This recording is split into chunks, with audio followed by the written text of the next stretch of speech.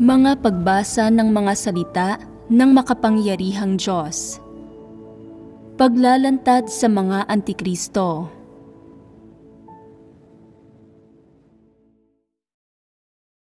Ikalawang ekskursus. Kung paano nakinig sina Noe at Abraham sa mga salita ng Diyos at sumunod sa Kanya. Unang bahagi. Ikatlo, paglalantad sa kung paano tinatrato ng mga tao ngayon ang mga salita ng Diyos. Ano ang paksa ng mga kwentong kakasabi ko lang? Tungkol sa mga saloobin ukol sa Diyos at kung paano kami makakasunod sa salita ng Diyos at makakapagpasakop sa Diyos kapag may mga nangyayari. Ano ang pangunahing aral na itinuro ng dalawang kwentong ito sa inyo?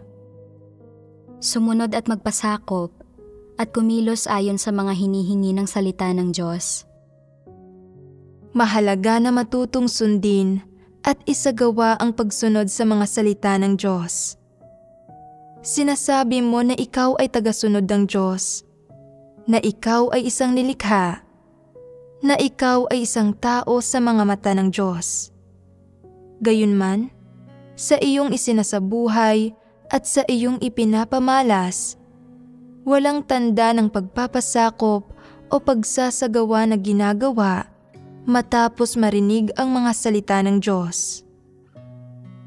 Kaya, dapat bang magkaroon ng mga tandang pananong kasunod ng mga katagang, isang nilikha, isang taong sumusunod sa Diyos, at isang tao sa mga mata ng Diyos kapag ginagamit ang mga ito upang ilarawan ka? At sa mga tandang pananong na ito, gaano ba talaga kalaki ang pag-asa mong maligtas? Walang nakakaalam nito. Maliit ang tsansa at ikaw mismo ay hindi nangangahas na magsabi. Noong nakaraan, isinalaysay ko ang dalawang klasikong kwento kung paano sumunod sa mga salita ng Diyos. Sino mang nakabasa na sa Biblia at sumunod sa Diyos sa loob ng maraming taon ay pamilyar na sa dalawang kwentong ito.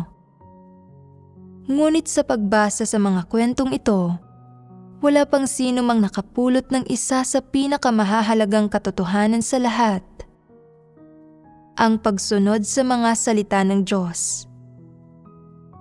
Ngayong narinig na natin ang mga kwento kung paano sumunod sa mga salita ng Diyos, bumaling tayo sa mga kwento tungkol sa hindi pagsunod sa mga salita ng Diyos. Dahil nabanggit ang hindi pagsunod sa mga salita ng Diyos, tiyak na mga kwento ito tungkol sa mga tao sa kasalukuyan. Ang ilan sa sinasabi ko ay maaaring nakakaasiwang pakinggan at baka makasakit sa inyong karangalan at pagpapahalaga sa sarili, at makikita na wala kayong integridad at dignidad. May isang piraso ng lupain na pinataniman ko ng mga gulay sa ilang tao. Ito ay upang ang mga taong gumagawa ng kanilang tungkulin ay magkaroon ng ilang pagkaing organic at hindi na kailanganing bumili ng mga gulay na hindi organic na may mga pamatay ng peste. Magandang bagay ito, hindi ba? Sa isang aspekto, lahat ay sama-samang namumuhay na parang isang malaking pamilya at lahat ay sama-samang naniniwala sa Diyos na lumalayo sa mga kalakaran at awayan ng lipunan. Ang paglikha ng gayong kapaligiran ay nagtutulot sa lahat na manatili upang gampanan ang kanilang mga tungkulin. Iyan ay kung titingnan ito sa isang mas makitid na perspektiba. Mula sa mas malawak na perspektiba, ang pagtatanim ng mga gulay na kakainin ng mga gumagampan ng kanilang tungkulin at ang paggampan ng papel sa pagpapalaganap ng Ebanghelyo ng Diyos ay angkop din. Kapag sinasabi kong magtanim ng ilang gulay para makain ng mga taong gumagawa ng kanilang tungkulin sa malapit. Hindi ba madaling maunawaan ang mga salitang ito? Nang hingin ko sa isang partikular na tao na gawin ito, naunawaan niya at nagtanim siya ng ilang gulay na karaniwang kinakain. Palagay ko, simple ang isang bagay na tulad ng pagtatanim ng mga gulay. Magagawa ito ng lahat ng ordinaryong tao. Hindi ito kasing hirap ng pagpapalaganap ng ebanghelyo o ng iba't ibang item ng gawain ng iglesia. Kaya hindi ko ito gaanong pinansin. Pagkaraan ng ilang panahon, nagpunta ako roon at nakita ko na kumakain silang lahat ng mga gulay na sila mismo ang nagtanim. At narinig ko na kung minsan ay may kaunting tira na ipinakain nila sa mga manok. Sabi ko, itinanim ninyo ang lahat ng gulay na iyon at nag-ani kayo ng marami. Nagpapadala ba kayo ng anuman sa mga iglesia? Nakakain ba ang mga tao sa ibang mga iglesia ng gulay na itinanim natin? Sinabi ng ilang tao na hindi nila alam. Sinabi ng ilan na binili ng mga tao sa ibang mga lugar ang kanilang sariling mga gulay at hindi nila kinain ang mga nanggaling dito. Iba't iba ang sinabi ng bawat isa. Walang may pakialam dito. Basta't sila mismo ay may nakakaing gulay, pakiramdam nila ay walang problema. Hindi ba't kasuklam-suklam ito? Pagkatapos ay sinabi ko sa taong namamahala, ganap na makatwira na kainin ninyo ang itinanim ninyo, ngunit kailangan din namang kumain ang ibang mga tao. Tama ba na napakarami ninyong itinanim at hindi ninyo makain ang lahat ng iyon, samantalang kailangan pa ring bilhin ng mga tao sa ibang lugar ang kanilang mga gulay? Hindi ba sinabi ko sa iyo na ang mga gulay na ito ay hindi itinatanim para lamang kainin ninyo? Kailangan din ninyong ipadala ang mga ito sa iba pang kalapit na mga iglesia? Palagay ba ninyo ay kailangan ko pa silang patuloy na sabihan kung ano ang gagawin at kailangan ko pang magbigay ng malilinaw na panuntunan pagdating sa maliit na usaping ito? Kailangan ko pa bang palakihin ito masyado na tinatawag ang lahat na magtipon at magdaos ng isang sermon? Hindi. Palagay ko rin, hindi na. Posible ba na walang ganito kaliit na konsiderasyon ang mga tao? Kung ganoon nga, hindi sila magiging tao. Kaya sinabi kong muli sa taong iyon, bilisan mo at ipadala mo ang mga iyon sa iba pang mga iglesia. Humayo ka at gawin mo iyon. Okay, sabi niya, titingnan ko. Ito ang kanyang saloobin.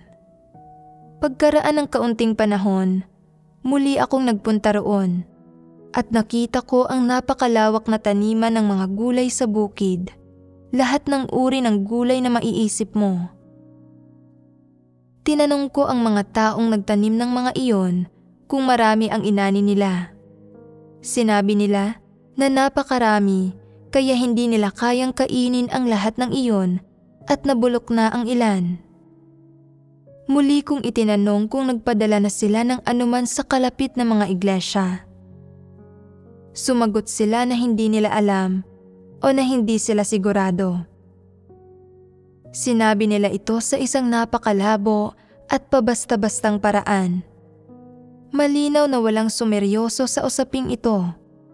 Hanggat may pagkain silang kakainin, wala silang pakialam sa iba. Muli, nagpunta ako para hanapin ang taong namamahala. Tinanong ko siya kung nagpadala siya ng anumang mga gulay sa iba. Sinabi niya na nagpadala raw sila. Kinumusta ko ang pagpapahatid. Sinabi niya na naihatid na nila. Sa puntong ito, para bang may problema? Hindi tama ang saloobin ng mga taong ito.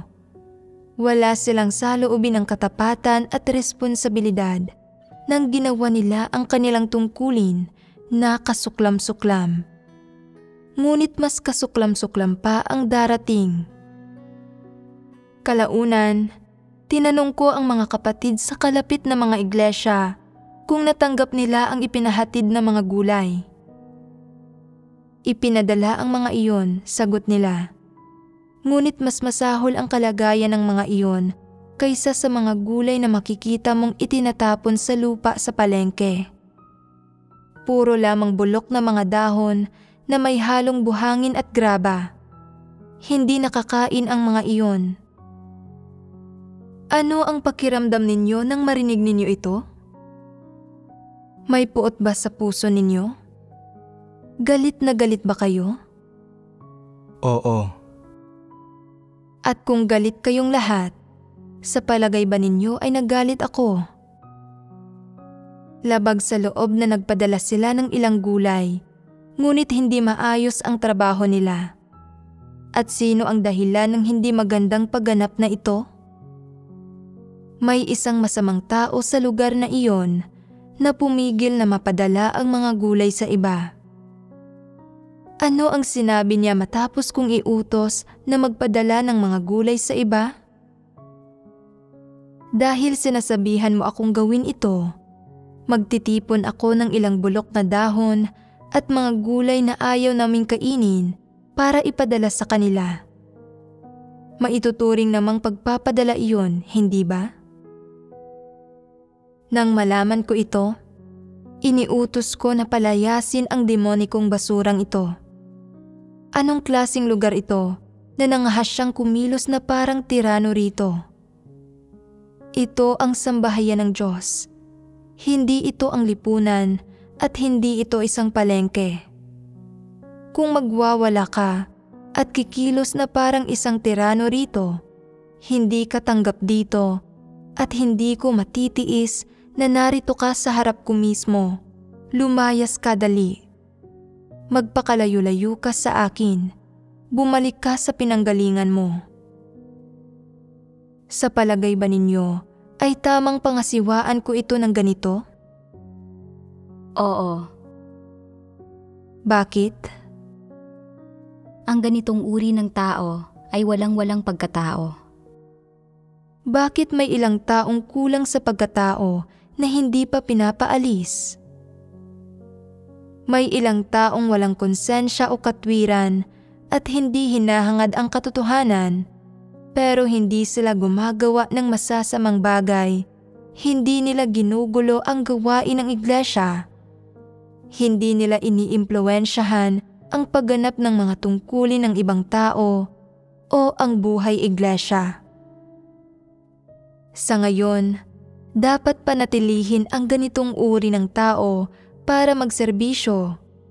Pero kapag gumawa sila ng kasamaan at nagdulot ng mga pagkagambala at kaguluhan, hindi pa huli na palayasin sila. Kaya bakit kailangan kong palayasin ang walang silbing ito? Gusto niyang kumilos bilang isang tirano at magdikta sa sambahayan ng Diyos. Naapektuhan niya ang normal na buhay ng mga kapatid at naapektuhan ang gawain ng sambahayan ng Diyos. Sinabi ng ilang tao, napaka makasarili niya, napakatamad, kaya ginawa niya ang kanyang tungkulin ng pabasta-basta. Gayon ba ang nangyari? Gusto niyang makipagtagisan laban sa lahat ng kapatid, laban sa lahat ng gumagawa ng tungkulin, at laban sa Diyos. Gusto niyang maghari sa sambahayan ng Diyos. Gusto niyang siya ang magpasya sa sambahayan ng Diyos. Kung gusto niyang siya ang magpasya, dapat ay gumawa siya ng mabuti. Ngunit wala siyang ginawang anumang mabuti. Lahat ng kanyang ginawa ay nagpahamak sa mga interes ng sambahayan ng Diyos at nakasakit sa mga hinirang na tao ng Diyos. Maaari ba kayong magbaraya sa taong katulad nito? Hindi. At kung hindi ito magawa ng sino man sa inyo, sa palagay ba ninyo ay kaya kong gawin iyon? May mga tao ngayon na hindi pa rin masaya tungkol sa katunayan na pinaalis ang masamang tao. Hindi nila siya lubusang kilala at lumalaban pa rin sila sa akin sa kanilang isipan. May mga tao ngayon na kapag nabanggit ang taong iyon, hindi pa rin iniisip na pinamahalaan ko ng angkop ang bagay na ito, na nag-iisip na ang sambahayan ng Diyos ay hindi matuwid. Anong klase ng grupo ito? Alam ba ninyo kung paano pinitas ng taong ito ang pechay na naitanim nila? Karaniwan, bubunutin ninyo ang buong tangkay para kainin, hindi ba? Basta na lamang ba pinuputol ng sino man ang mga dahon? Hindi. Hindi pinayagan ng kakaibang lalaking ito na bunutin ng iba ang buong halaman mula sa tangkay nito. Sinabihan niya sila na basta putulin ang mga dahon. Ito ang unang pagkakataon na nakakita ako ng ganoon. Sa palagay ninyo, bakit kaya niya ginawa ito? Bakit hindi niya pinayagan ang iba na bunutin ang buong halaman? Dahil kung binunot nila ang buong halaman, mawawala ng laman ang bukid at kakailanganing bungkalin at tanimang muli. Para hindi na gawin iyon, pinaputol niya sa iba ang mga dahon. Nang ipagawa niya ito sa mga tao, walang nangahas na kumontra sa kanya. Para silang mga alipin niya, ginawa nila ang lahat ng sinabi niya. Siya ang nagpasya roon. Kaya sa palagay ba ninyo, magiging katanggap-tanggap na hindi siya paalisin? Kapahamakan ang tulutan ang ganitong tao na manatili. Kapag gumagawa siya ng kabutihan paminsan-minsan, iyon ay dahil walang kinalaman iyon sa sarili niyang mga interes. Tingnan ninyong mabuti ang lahat ng ginagawa niya. Wala ni isang bagay siyang ginagawa na hindi nakakagambala at nakakasira sa mga interes ng iba. Wala ni isang bagay na hindi nakakasama sa mga interes ng sambahayan ng Diyos. Ang taong ito ay ipinanganak na demonyo. Kinakalaban niya ang Diyos at siya ay isang antikristo. Mapapayagan bang manatili ang gayong tao sa sambahayan ng Diyos? Nagseserbisyo ba siya para gumawa ng isang tungkulin? At sinusubukan pa rin ng ilang tao na ipagtanggol ang isang taong katulad nito. Gaano ba kagulo ang isip nila? Hindi ba kasuklam-suklam ito? Sinisikap mo bang ipakita na mayroon kang pagmamahal? Kung mayroon kang pagmamahal, tustusan mo siya. Kung mayroon kang pagmamahal, hayaan mong saktan ka niya. Ngunit huwag mo siyang hayaang pinsalain ang mga interes ng sambahayan ng Diyos. Kung mayroon kang pagmamahal, kapag siya ay inalis, sumama ka sa kanya. Ano ang ginagawa mo at nakatambay ka pa rito? Masunurin at mapagpasakop ba ang mga taong ito? Ipinanganak silang isang pangkat ng mga demonyo. Sinuway ng taong iyon ang lahat ng sinabi ko. Kung sinabi kong kanluran, pupunta siya sa silangan. At kung sinabi kong silangan, pupunta siya sa kanluran. Nagpilit siyang kalabanin ako sa lahat ng bagay. Bakit ba napakahirap para sa kanya na sundin ako ng kahit kaunti? Mapagkakaitan ba siya ng kanyang kabahagi sa paghingi ko sa kanya na magpadala ng mga gulay sa ibang mga kapatid? Pinagkakaitan ko ba siya ng karapatang kumain ng mga gulay na ito? Kung gayon, ay bakit hindi niya ipinadala ang mga iyon? Hindi naman kailangang siya mismo ang magbuhat ng mga iyon. Hindi naman siya mahihirapan kahit paano. Ngunit hindi lamang niya hindi binigyan ang iba ng magagandang klase, mga bulok pa ang ibinigay niya sa kanila. Gaano siya kasama para magawa niya ito? Maituturing ba siyang isang tao?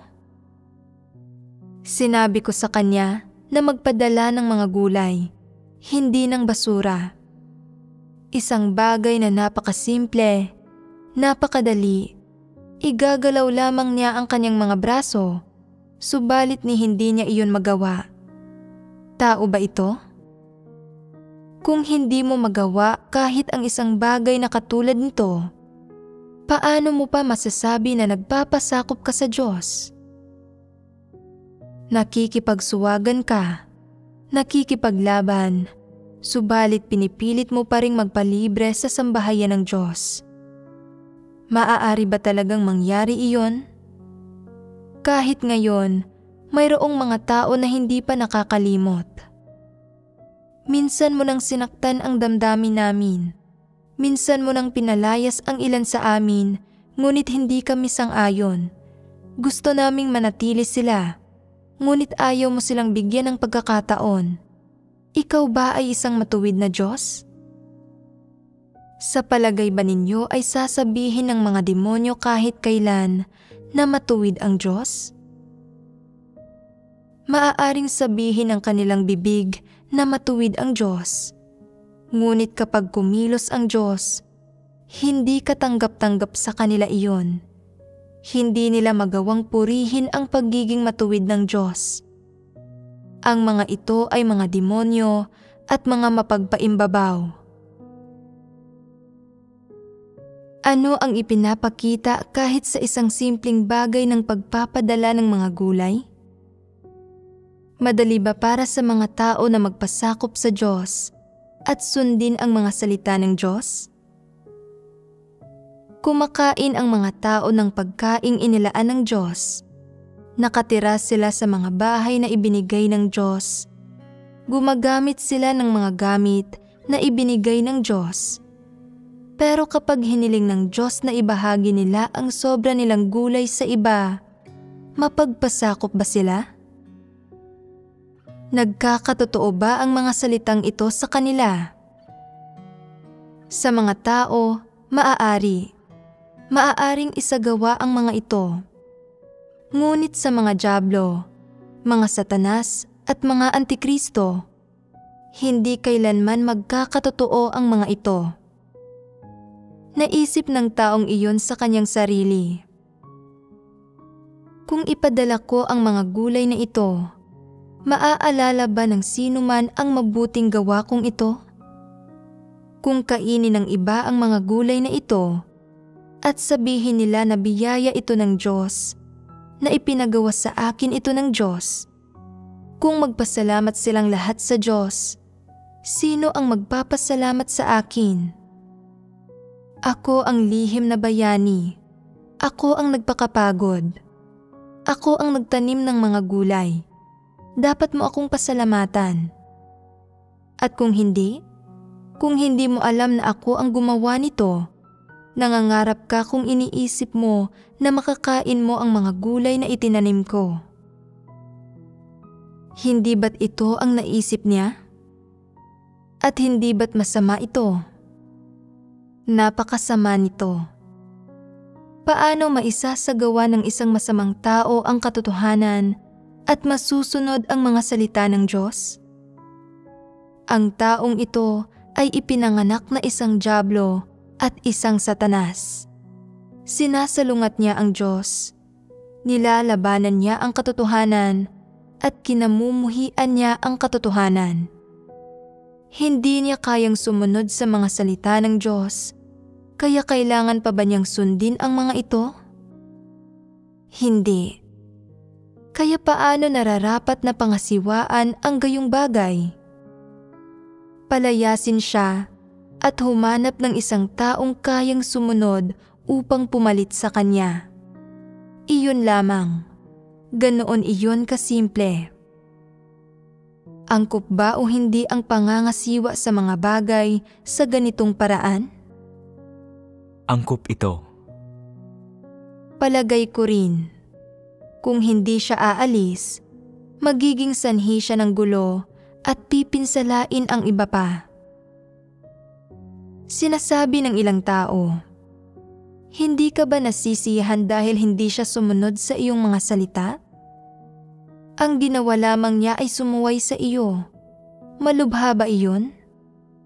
Pinalayas mo siya dahil sa isang napakaliit na bagay, ngunit wala talaga siyang ginawang masama. Nagpadala lamang siya ng ilang bulok na gulay at may ilang pagkakataon na wala siyang ipinadalang anuman at hindi siya sumunod sa iyo. Maliit na bagay lamang ito, hindi ba? Gayon ba ang nangyari? Ano sa palagay ninyo ang tingin ko rito? Ni hindi siya makasunod kahit sa isang napakasimpleng bagay.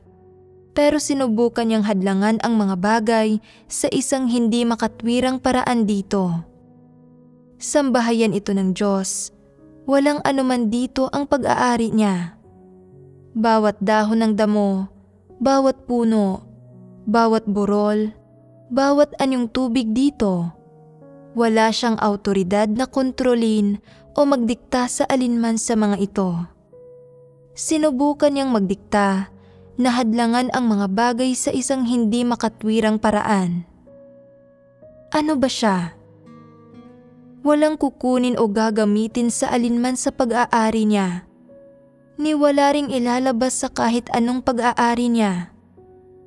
Ang hinihiling lang sa kanya ay gumawa ng simpleng gawain at tuparin ang mga responsibilidad na dapat niyang gawin, ngunit hindi man lang niya magawa iyon. Dahil hindi niya magawa iyon, hindi ko siya kinikilala bilang isang mananampalataya at kinailangan niyang umalis sa sambahayan ng Diyos, kinailangan siyang palayasin. Makatwiran ba ang ginawa ko? Ito ang mga atas administratibo ng sambahayan ng Diyos. Kung may makita akong gayong masamang tao na gumagawa ng masama at hindi ko siya pinaalis, kung hindi ako nagpahayag ng anumang saloobin sa kanila, ilang tao sa palagay ninyo ang mapipinsala? Hindi ba ito magdudulot ng kaguluhan sa sambahayan ng Diyos?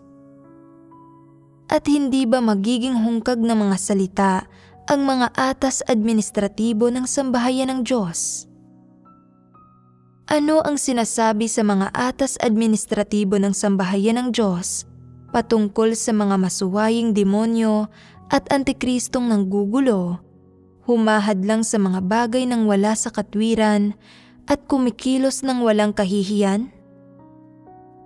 Paalisin sila at patalsikin mula sa sambahayan ng Diyos. Alisin sila mula sa mga hanay ng mga kapatid. Hindi sila maituturing na miyembro ng sambahayan ng Diyos. Ano ang palagay ninyo sa pangangasiwa sa kanila ng ganito? Kapag naalis na ang mga ganitong uri ng tao, magpapatuloy na ng maayos ang lahat ng gawain. Ang mga dyablo at mga satanas ay naghahangad na samantalahin kahit ang isang bagay na kasing liit ng pagkain ng mga gulay. Kahit sa bagay na ito, sinisikap nilang sila ang magpasya at gawin ang gusto nila. Lahat ng napag-usapan natin ay isang maliliit na bagay, ngunit magkagayunman, tinatalakay nito ang pinakapayak sa lahat ng katotohanan. Ang pinakapayak sa lahat ng katotohanan ay ang sumunod sa mga salita ng Diyos. Ano ang disposisyon ng mga taong ni hindi magawa iyon? Mayroon ba silang konsensya at katwiran ng mga normal na tao? Wala talaga. Ito ang mga taong kulang sa pagkatao. Tulad ng mga gulay, kailangan ding kumain ng karne at itlog ang mga tao sa kanilang pang-araw-araw na buhay. Kaya sinabihan ko sila na mag-alaga ng ilang manok at pakainin ang mga manok na ito ng butil, gulay at anumang katulad niyon. Dapat ay gumagala lamang ang mga ito. Sa gayong paraan, mas magaganda ang ipangingitlog ng mga ito kaysa sa mga ibinebenta sa mga palengke. Ang karne rin mismo ng manok ay magiging organic. Hindi ito magkakaroon ng anumang mga hormone at hindi makakapinsala sa mga tao kapag kinain nila iyon. Maaaring hindi mangitlog ng marami o masyadong magkalaman ang mga manok, ngunit garantisado ang kalidad ng mga ito.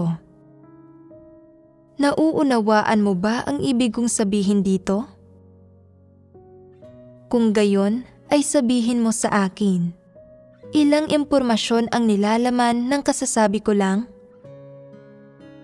Una, ang pag-aalaga ng mga manok sa ganitong paraan ay magbibigay sa atin ng ilang organic na itlog na makakain. Gaano man karami ang karneng maaari nating kainin, kahit paano, hindi natin kailangang kumain ng mga itlog na may mga antibiotic. Iyon ang kinakailangan sa mga itlog. Pangalawa, ang kinakailangan sa karne ay nawala itong mga hormone para hindi mag-aalinlangan ang mga tao na kainin iyon. Mahirap bang gawin ang dalawang kahilingang ito? Hindi sobra-sobra ang kahilingang inilatag ko, kundi praktikal din ang mga ito, hindi ba? Kalaunan, binili at pinakain ang mga sisiw. Gayunman, nang magsimula silang mangitlog, kinain namin ang mga itlog. May kaunting lasa ng mga antibiotic, tulad ng mga itlog na binibili sa supermarket. Pinag-isipan ko ito ng kaunti. Binibigyan kaya nila ang mga iyon ng pagkaing may mga antibiotic? Kalaunan, tinanong ko ang mga taong nag-alaga sa mga manok kung anong pagkain ang kinakain ng mga manok at sabi nila ay pinulbos na buto. Hindi natin kailangang paitlogin ang mga manok ng maaga. Pakainin ang mga ito gamit ang normal na pamamaraang organic at gumagala ang mga manok. Hayaan silang mangitlog ng normal, sabi ko. Hindi natin inaalagaan ang mga ito para makakuha ng maraming itlog, para lamang makakain tayo ng mga itlog na organic. Ito lamang ang kailangan. Ano ang ibig kong sabihin nang sabihin ko ito? Sinasabi ko sa kanila na huwag pakainin ng anuman ang mga manok na may mga antibiotic, hormone, at anumang katulad nito. Kailangang bigyan ang mga manok ng pagkain na iba sa kinakain ng mga manok sa ibang lugar. Sa ibang lugar, ganap ng malaki ang mga manok pagkaraan lamang ng 3 buwan. Araw-araw nangingitlog ang mga ito at ginagamit ang mga ito bilang mga makinang nangingitlog hanggang sa araw nakakatayin na ang mga ito. Magaganda ba ang mga itlog nito? At malinamnam ba ang karne? Hiniling ko na paggalain ang mga manok na hayaang manginain ang mga iyon sa labas nang kumakain ng mga insekto at damo at pagkatapos ay pakainin ng ilang cereal, butil at anumang katulad nito. Bagamat hindi gaanong mangingitlog ang mga manok, magiging mas maganda ang kalidad nito. Makakabuti ito para sa mga manok at sa mga tao. Madali bang gawin ang hiniling ko? At madali ba itong maunawaan? Mayroon bang mahirap sundin sa sinabi ko? Madali itong maunawaan. Hindi ito mahirap. Wala akong naramdamang anumang hirap. Madali ito. Wala akong hiniling na anuman tungkol sa dami ng itlog na ilalabas. Sa kalidad lamang ng mga ito. Mauunawaan ito ng mga taong may normal na katwiran at normal na pag-iisip sa sandaling marinig nila ito. Madarama nila na ito ay simple, na magagawa ito at hindi maglalaon ay maisasagawa na nila ang mga ito. Ang tawag dito ay pagiging masunurin. Ito ba ang ginawa ng mga taong nag-aalaga sa mga manok? Nakaya ba nilang gawin ito? Para magawa ito, kailangang magtaglay ng katwiran ng normal na pagkatao. Kapag hindi nila ito nagawa, ibig sabihin ay may problema. Hindi nagtagal, matapos kong sabihin ito, lumamig ang panahon. Batay sa mga normal na batas ng kalikasan, hindi na mangingitlog ang mga manok dahil dito. Ngunit may isang bagay na napakalinaw. Kapag mas lumamig ang panahon, hindi umunti ang iniitlog ng mga manok, mas dumami ang iniitlog ng mga ito. May mga itlog na makakain araw-araw, ngunit hindi kasing dilaw ng dati ang mga pula ng itlog at tumigas ng tumigas ang puti. Nabawasan ng nabawasan ang linamnam ng mga itlog. Ano ang nangyayari? Sinabi ko, ano ba ang nangyayari? Ang hirap na ngang makaraos ng mga manok na ito sa taglamig. Bakit mo pa pinipilit na mangitlog ang mga ito para sa mga tao sa ngayon? Medyo malupit naman yata iyon. Nang magpunta ako at magtanong kalaunan, natuklasan ko na binibigyan pa rin ang mga manok ng patuka na binili sa ibang lugar. Nang patukang nagarantiya na patuloy silang mangingitlog kahit pa tagsibol, tag-init, taglagas o taglamig. Karaniwan ay hindi nangingitlog ang mga manok sa panahong ito. Maaari naman tayong hindi kumain ng mga itlog. Patuloy lamang ninyong alagaan ang mga ito. Pagdating ng tagsibol, magsisimula muling mangitlog ang mga ito at magiging maganda ang kalidad ng mga itlog na ito, sabi ko. Huwag kang maging ganid. Hindi kita inutusan na patuloy na paitlogin ang mga ito. Ni hindi kita inutusan na magbigay pa rin ng mga itlog sa taglamig. Yamang hindi kita inutusang gawin ito. Bakit mo patuloy na pinapakain ang mga ito ng patukang iyon na binili mo? Bawal mo na silang pakainin iyon. Malinaw ba ang sinabi ko? Una, hindi ko hiningi na talagang kailangang may mga itlog na makakain anuman ang panahon. Pangalawa, sinabi ko sa kanila na huwag bigyan ang mga manok ng patukang iyon, na huwag pabilisin ang pangingitlog. Mahirap bang gawin ang maliit na kahilingang ito? Ngunit ang resulta ay, makalipas ang ilang panahon, kumain ako ng ilang itlog na muling initlog ng ating mga manok. Sinabi ko sa sarili ko, gulong-gulo ang isip ng mga taong ito. Bakit hindi sila sumunod sa sinabi ko?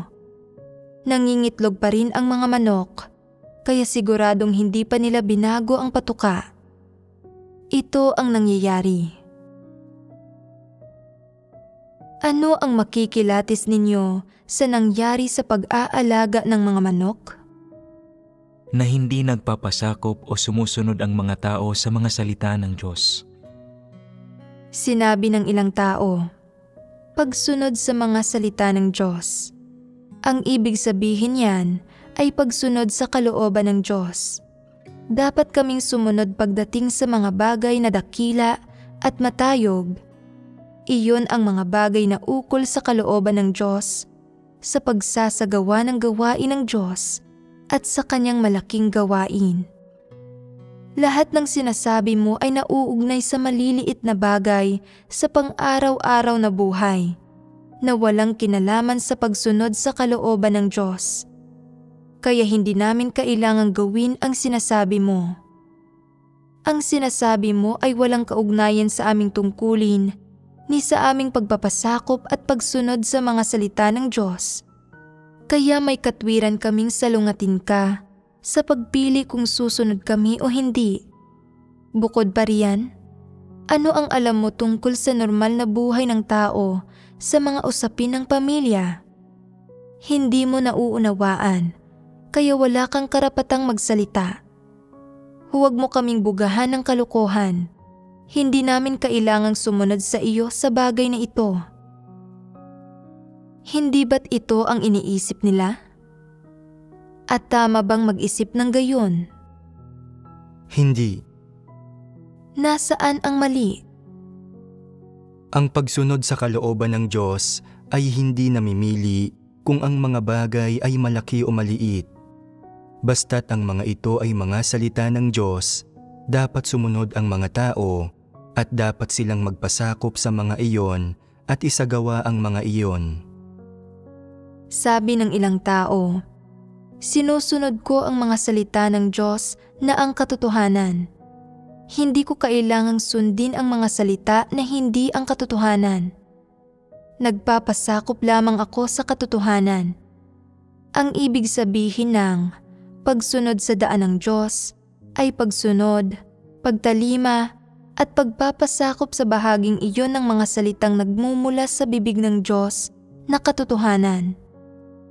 Ang mga salitang nauukol sa buhay ng mga tao at walang kaugnayan sa katotohanan ay maaaring baliwalain. Tama ba ang gayong pagkaunawa? Hindi. Kaya paano ninyo itinuturing ang katotohanan at ang mga salita ng Diyos? Hindi ba't pinag-iba nila ang mga salita ng Diyos at ang katotohanan? At hindi ba't ginawa nitong simbolo lamang ang katotohanan?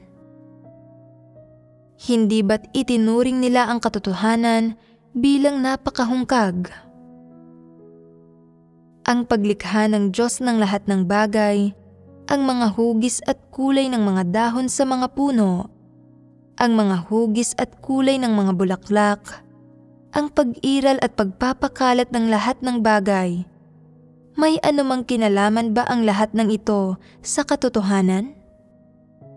May kinalaman ba ito sa kaligtasan ng tao? Konektado ba ang istruktura ng katawan ng tao sa katotohanan? Wala ni isa rito ang konektado sa katotohanan. Ngunit lahat ng ito ay nagmumula sa Diyos. Kung walang isa man dito ang nauukol sa katotohanan, hindi mo ba maaamin na tama ang mga ito? Maaari mo bang itanggi na tama ito? Maaari mo bang sirain ang mga batas ng paglikha ng Diyos ayon sa gusto mo? Hindi. Kaya ano ang dapat mong maging saloobin? Kailangan mong sumunod sa mga batas nito. Kapag may mga bagay kang hindi nauunawaan, tamang magtiwala sa sinambit ng bibig ng Diyos. Hindi mo kailangan pag-aralan ang mga ito o sikaping maunawa ang mabuti ang mga ito. Kailangan mo lamang na huwag labagin ang kanilang mga batas. Ito ang ibig sabihin ng magtiwala at magpasakop. Pagdating sa mga gawi, sentido komun at mga panuntunan ng pang-araw-araw na buhay at iba pa na hinihingi ng Diyos sa pang-araw-araw na buhay na walang kaugnayan sa kaligtasan ng tao, bagamat maaaring hindi kapareho ng mga ito ng antas o grado ang katotohanan, positibong bagay ang lahat ng ito. Lahat ng positibo ay nagmumula sa Diyos, kaya't dapat tanggapin ng mga tao ang mga ito. Tama ang mga salitang ito. Dagdag pa riyan, dahil mga tao sila, anong katwiran at konsensya ang dapat matagpuan sa kanila? Ang una ay dapat matutunan nila kung paano sumunod. Sumunod sa mga salita nino.